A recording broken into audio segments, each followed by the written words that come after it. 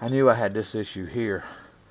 I got a wheel cylinder that's gone leaking, and that's messed up the brakes on the truck here. What is wrong with that? Let's see, reverse.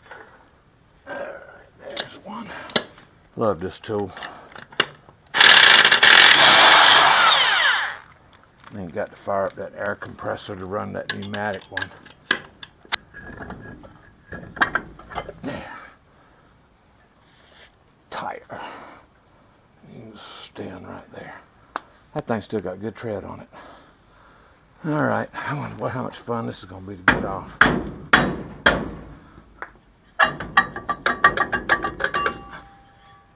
Good old rubber mallet.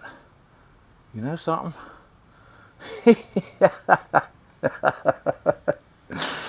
Well, I knew the I knew the wheel cylinder was leaking, but I just spotted the dangest thing here. You reckon we need a new set of brake shoes? I don't think I have ever seen one in that bad shape. I mean, seriously, people, the pad is pure broke right around here and gone. It would have been metal to the drum if it wasn't for that little tiny piece there. Well, God's good to me. That's funny. Well, alright, let's tear this thing apart. I need to go get all my little brake tools. I was so proud of myself when I bought the tool to let you get that little spring off real easy. I used to do that with needle nose pliers, but now I got the right tool for it. Yeah, we're going to have to go back up to the parts house and find a set of shoes. This started off, all I wanted to do was replace a leaking wheel cylinder back here on the rear. And as I started taking things off, I saw that brake pad back here, brake shoe, and it was tore all to pieces, disintegrated. I mean, I've seen them wore out before, but I'd never seen one just come all to pieces like that. So I said, alright, let's go get some parts. Well, then I got to pulling the springs off and noticed two of them were broken. So we went to the store, and what we've come back with now, two new brake drums, one here, and a set of brake shoes for left and right, and the springs and clips and so forth in here. So far into this job now, that wheel cylinder was $12, and you're looking at $200 right there. So it's like $212 into this job now. But oh well, at least the brakes will be right when I get through. About an hour ago, yeah. And you noticed I was talking about my new rear drums, and I was talking about my shoes. And wasn't that a different box we were looking at? Well, yeah, it was a different box, because they gave me the wrong shoes. You see on that Ford F-150, there's light duty with a 10-inch shoe and a 10-inch drum. But mine is heavy duty with a 11-inch shoe and a 11-inch drum.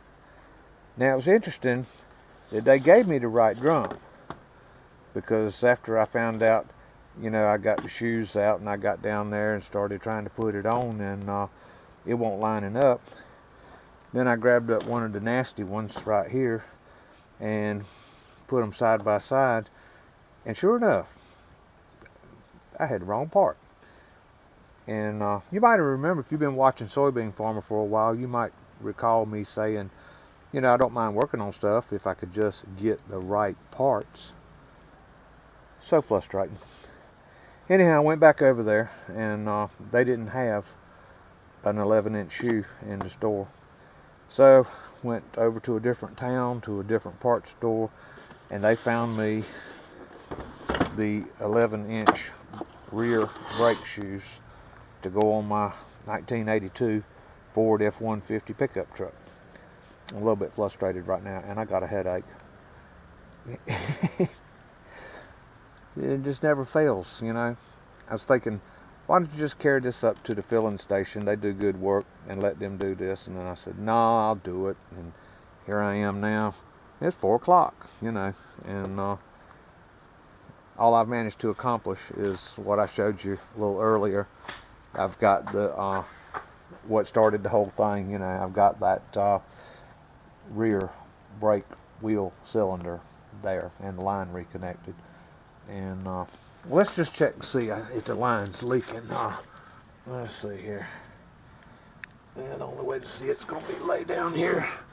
Get in there. Nope, it's dry. It's not leaking. It's sealed up. Usually don't have much luck with those kind of fittings, but that one went in. Alright.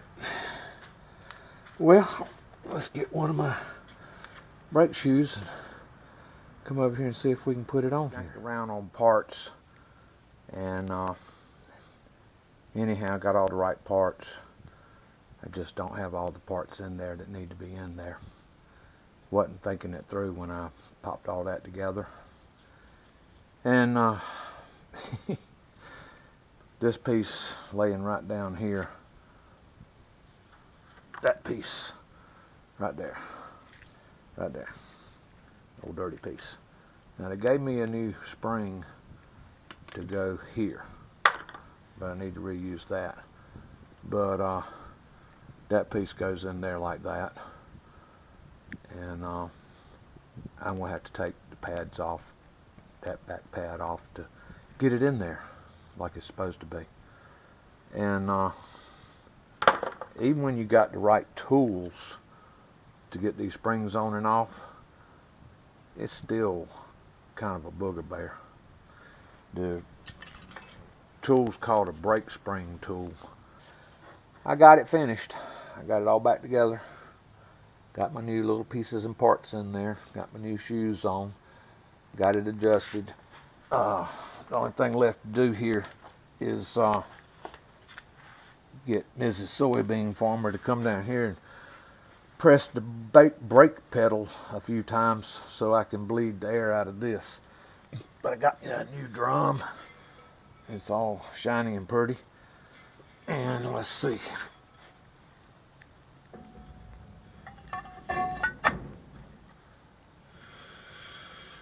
And that's about the right amount of drag for that, so that they seat in good.